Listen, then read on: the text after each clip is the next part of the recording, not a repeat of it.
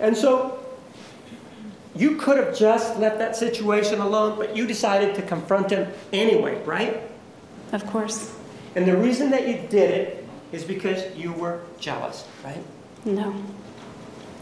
And then you did talk to him about this issue, correct? Yes. And he got upset with you, right? No. He didn't get upset and scream and run upstairs? Isn't that what you told us yesterday? Yes, he did. So, ma'am, to go back to this issue involving the text messages, one of the things that you told us was that there was a text message that you sent to somebody by the name of Steve Carroll, right? Yes. And that it was a two-part text message, right? Yes. In this two-part text message, one part ended up going to Mr. Alexander, right?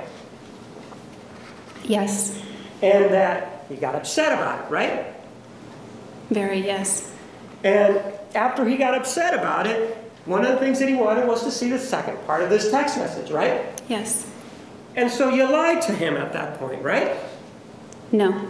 Well, you fabricated a second text message, didn't you? After that point, yes. So, are you telling me that fabricating a text message is not a lie? No, I'm not saying that. So you did lie to him, Mr. Alexander, right? Question, ask and answer.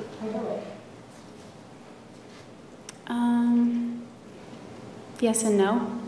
So you think that sending him that text message and telling him this is the second part of the text message, that that's not a lie even though you fabricated it? That part was the lie.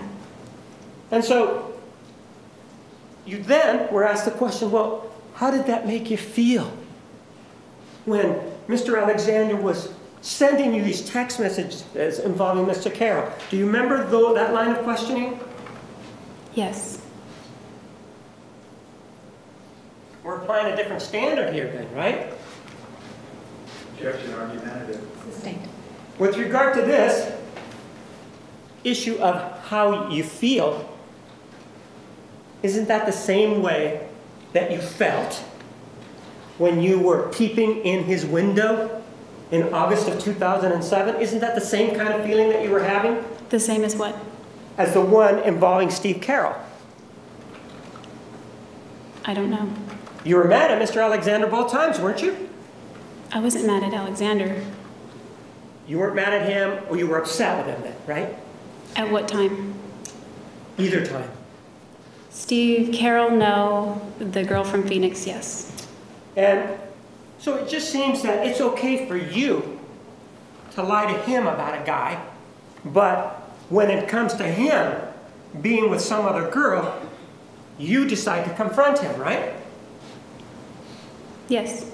And one of the other things that you told us yesterday was that you were monogamous with Mr. Alexander, right? Sexually monogamous, yes.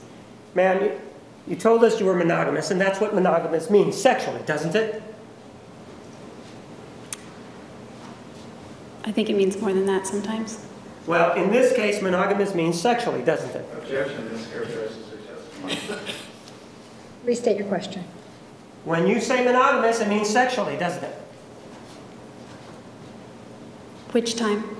The time that we're talking about right now, involving Mr. Alexander, no other time. Our relationship evolved, so... I'm not asking you if it evolved. At the end, right when you killed him, you indicated that you were monogamous with him, right? Yes.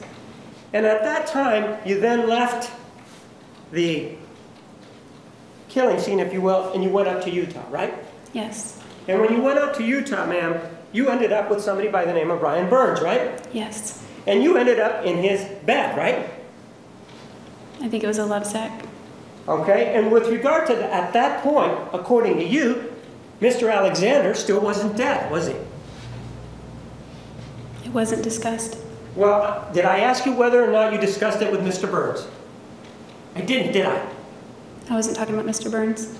I'm asking you at that time, didn't you tell us yesterday, at the time that you went up to Utah, you weren't sure if he was dead? Do you remember telling us that?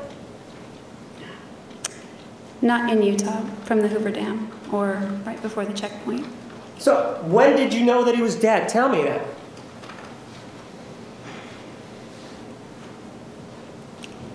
Well, I got confirmation of it on June 10th, but So, okay, if you got confirmation on June 10th, you met with Mr. Burns, what, before June 10th, didn't you? yes, You met him on the 5th, right? yes, And so at that point, you didn't know, according to your own story, that Mr. Alexander was dead, right? I guess I knew.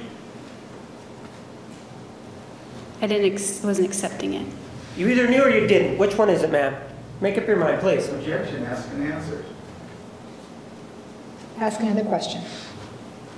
Did you know he was dead when you were Mr. Burns and he were kissing? Objection, ask and answer. This is the same Overruled. question. Overruled. Yeah, I think I did. You think you did, but you're not sure at that point. I wasn't really in my own mind. I was out of my mind, sort of. So if you didn't think he was dead, if that portion of you didn't think he was dead, then it's okay for you, at that point, if you didn't think he was dead, to sort of roll around with Mr. Alexander then, with Mr. Burns. Then that was okay, right? I'm single. Right? Just like he was on August 7th of 2000, on August 8th of 2000, in August of 2007, right? Yes, So it's okay for you, then it should be okay for him, right? it was okay.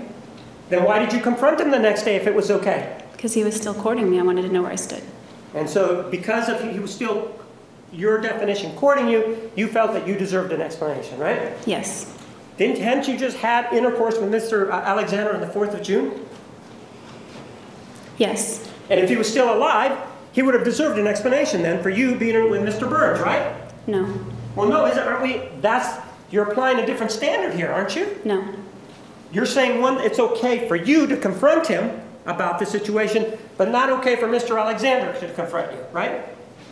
If he wanted to confront me, it would have been okay.